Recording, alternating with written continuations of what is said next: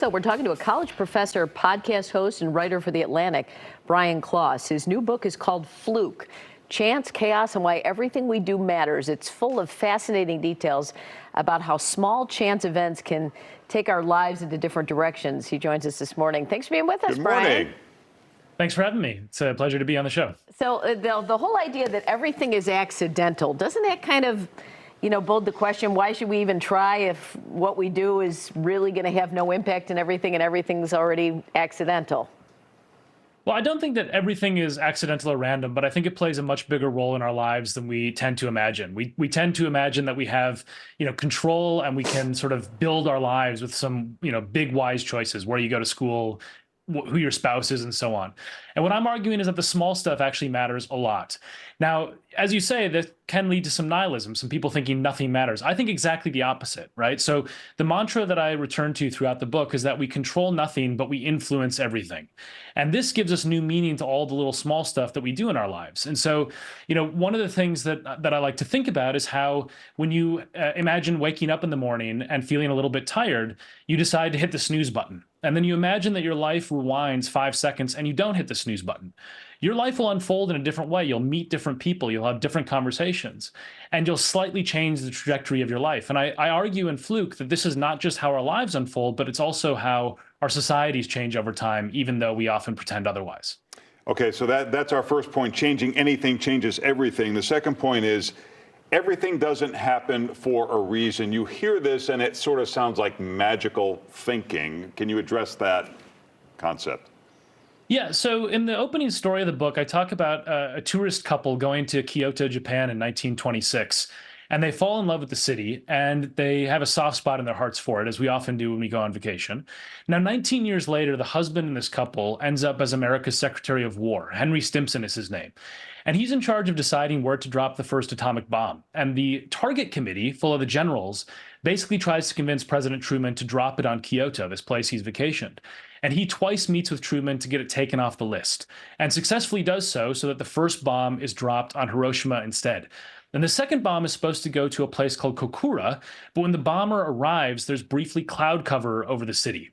And so they go to the secondary target, which is Nagasaki. Now, if we thought everything happened for a reason, we would not have hundreds of thousands of people living and dying in 2 different cities because of a tourist couple's vacation 19 years previously and a cloud. But that's the way history works. And so I think one of the things that we tend to do as humans is we tend to stitch together really comforting, neat and tidy narratives that tell us that there's this grand trajectory to history. And I think it's not true. I think, when I think about my own life and also the way that social change happens, it's often a lot of accidental and arbitrary forces that upend the way that our world works. And the pandemic was one of the great illustrations of that, where a single person got infected in China and everybody's lives changed for the span of more than a year. Interesting. You had another good story, I think, that you talk about a single red cow and how it influenced World War II. Yeah, so it's actually how it might affect the outbreak of World War III. So there's a belief in a specific sect of believers in the Middle East. And they believe that the ability to reproduce the temple in Israel requires them to have a purely crimson cow. And 3 years before the millennium, there was a red cow born called Melody, and they thought this was the one, and they were going to sprinkle her ashes and then lead to basically blowing up some of this holy sites that are very important for Islam in order to do this. And it was because that 3 years into her life, or a year and a half into her life, they found a single white hair that they deduced that this was not actually the real cow that the prophecy had called for.